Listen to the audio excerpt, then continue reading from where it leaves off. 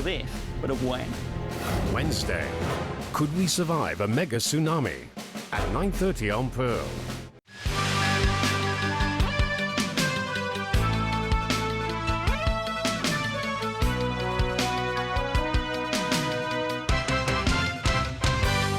Welcome back.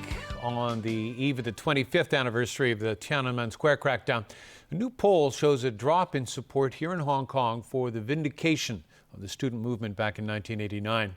The University of Hong Kong's public opinion program questioned more than 1,000 people last month. 64% of the respondents said Beijing made mistakes while handling the case. 48% of those surveyed believe student protesters did the right thing 25 years ago. That's down 6 percentage points from last year. And 56% said the student movement should be vindicated, a drop of 7 percentage points from a year ago. The MTR Corporation says there's been a delay of about 5 months to the Sha Tin to Central Rail Link project while experts continue their archaeological excavation surveys. The railway company will be discussing with the government ways to make up for the lost time. Ronnie Samtani reports. The first phase of the Sha Tin to Central Rail Link was expected to open in 2018. But after historical artifacts and relics were unearthed at the site, construction work has been put on hold. This morning, 14 lawmakers visited the site to look at the progress of the archaeological excavation works and its impact on the project. The MTR Corporation revealed that because the archaeological excavation works are still not complete, construction will be delayed. We are discussing with government about the weight and different method or different procedures in terms of construction technique to see whether we can recover some of the time. The MTRC says as of today, the project will be delayed by about 5 months, and it is expected that the next archaeological survey report will be released in September. Chairman of the Legislative Council's Railway Subcommittee, Michael Tian, said everything should be preserved in situ and that it will be meaningless to remove the artifacts. And he believes the railway giant can make changes to its engineering designs. Another legislator, Charles Mock, called on the government to explain how it plans to preserve all the historical discoveries. It's also very important for the government to clarify the decision criteria that it will have in order to decide whether or not the artifacts that will be found or have been found are going to be relocated. Two concern groups handed petitions to lawmakers demanding that the archaeological site be preserved. Ronnie Samtani, TVB News. 85 home ownership scheme flats in Tai O, converted from public rental units, offer an affordable alternative to home buyers who don't mind the traveling. Our Vicky Kung takes a closer look.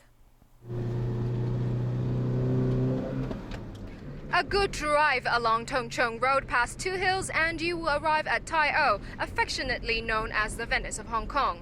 It may be a little out of the way, but these home ownership scheme flats offer an affordable alternative for home buyers.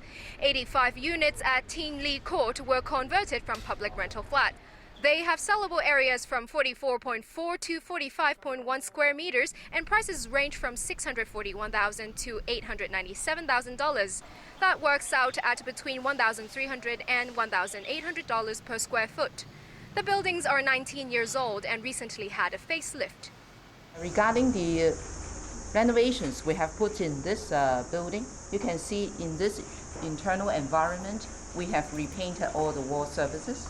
We have also used the self-leveling screed to repave the floor. And also we have changed the hinges for all the windows to the latest standard. Non-public housing tenants say a family of two or more who wish to qualify to purchase the units must have a monthly income of no more than $44,000 and total assets of no more than $960,000. To get to town, residents can take a bus to Tung Chung and then take another bus or switch to the MTR. Or they can take a bus to Mui Wo and take a ferry to Central. They can also take a ferry from Tai O to Tuen Mun. Tai O has one secondary school with about 400 students and one primary school with about 70 students. Some parents here also send their kids for schooling in Tung Chung, but traveling to Tung Chung from here by bus will take about 45 minutes. The Housing Authority will accept applications from June 11th to June 24th. Balloting will be conducted in July to determine the priority of flat selection. Vicky Keung, TVB News. The Electoral Affairs Commission has announced plans to regulate rural representative elections on Cheungchao and Pengchao from next year onwards. Our Evelina Leung tells us more. Kaifeng representatives on Cheungchao and Pengchao help residents voice their opinion on district affairs. They're chosen through the Kaifeng representative elections. Today, the Electoral Affairs Commission announced it plans to regulate these elections from next year. They will come under the Rural Representative Election Ordinance. And like all other polls that the Commission oversees, there will be caps on election expenses, among other things. I'm not saying that has been something going wrong in the past, but this is a natural progression to include those public elections which are of concern affecting people in Hong Kong under the purview of the Electoral Affairs Commission.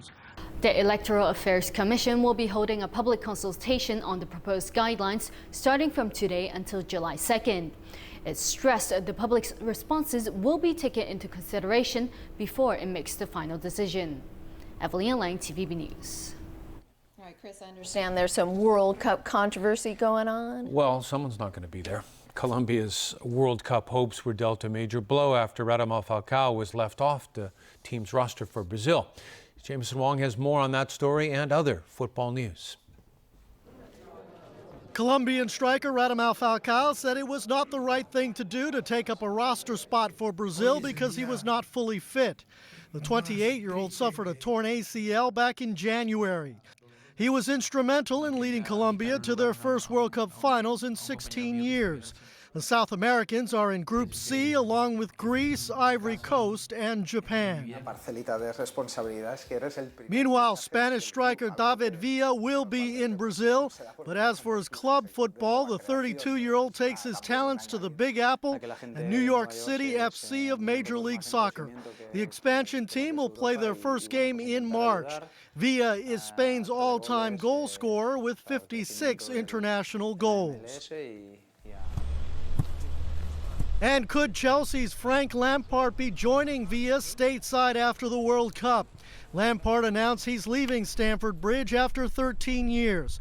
While with the Blues, the 35-year-old won 11 major trophies, including a Champions League title in 2012. And the World Cup is still 8 days away, but we're giving out our first red card. Brazil's Neymar thinks he's come up with a Karate Kid's no-can defense penalty kick. Watch closely. He actually kicks the ball with his left foot while pretending to kick it with his right boot. How much you want to bet he doesn't try this one with Big Phil anywhere nearby? Jameson Wong, TVB News. Britain's Andy Murray defeated Spain's Fernando Verdasco to reach the quarterfinals of the French Open. Set scores here were 6-4, 7-5, and 7-6. It's the fourth time Murray has qualified for the last 8 at Roland Garros. Scott will next play hometown favorite Gael Monfils. Monfils defeated another Spaniard, Guillermo Garcia Lopez, in straight sets. And tonight's last story is a prime example that age knows no bounds. This 91-year-old woman may have needed 7 hours to complete the San Diego Rock and Roll Marathon, but Harriet Thompson did it for a good cause. She joined her first marathon back in 1999 in a charity run for friends battling leukemia. As a cancer survivor herself, she's been running for the same cause for 15 straight years. Now she's earned a world record for being the fastest runner in the 90 to 94 age group. And that's our news. Good night.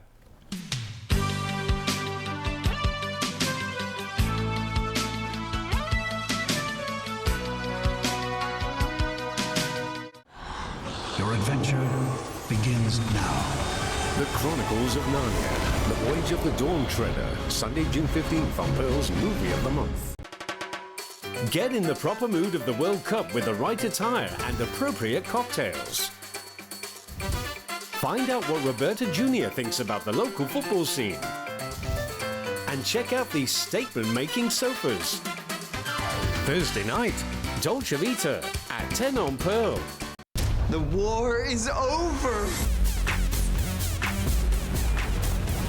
This is gonna be fun. Astrid, she's been glaring at me all night. Well, you did try and have her killed. I said I was sorry.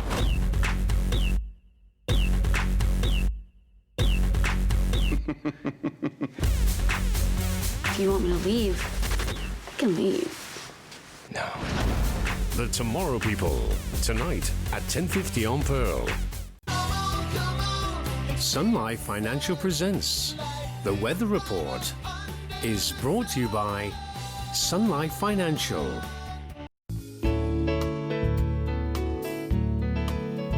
Hello everyone, it was mainly cloudy with a few showers and hot in the afternoon. At 5 p.m, thundery showers associated with a trough of low pressure was affecting inland Guangdong. Up until 5 p.m, today's temperatures range from 80.4 to 31.3 degrees. And the current temperature is 29 degrees Celsius. A trace amount of rainfall has been recorded since midnight. So Freddie, how's the weather tomorrow? Oh. Ah. Mainly cloudy with a few showers. It will also be hot with sunny periods. Temperatures will range from 28 to 32 degrees. There will be a bit more rain in the next few days. Tomorrow morning's air quality health index will range from low to moderate. And the maximum UV index forecast for tomorrow will be about 10. Now, here's the latest global weather update. Cloudy in Shanghai and Xiamen, showers in Taipei. Thunderstorms in Guangzhou, showers in Macau and Chengdu. Cloudy in Beijing, Seoul and Tokyo. Thunderstorms in Bangkok and Manila, rain in Ho Chi Minh City. Showers in Kuala Lumpur, thunderstorms in Singapore. Sunny in New Delhi and Karachi, sunny intervals in Mumbai. Showers in Cairo and Nairobi. Sunny intervals in Brisbane, Sydney and Auckland. Cloudy in Toronto, showers in New York.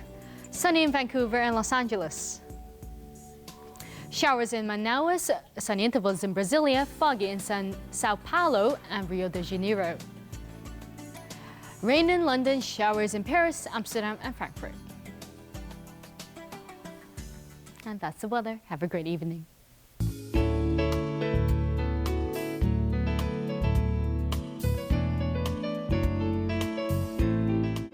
It was brought to you by Sun Life Financial.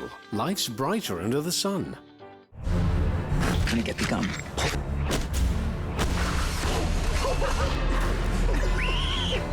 I'm sorry. How is this guy's problem?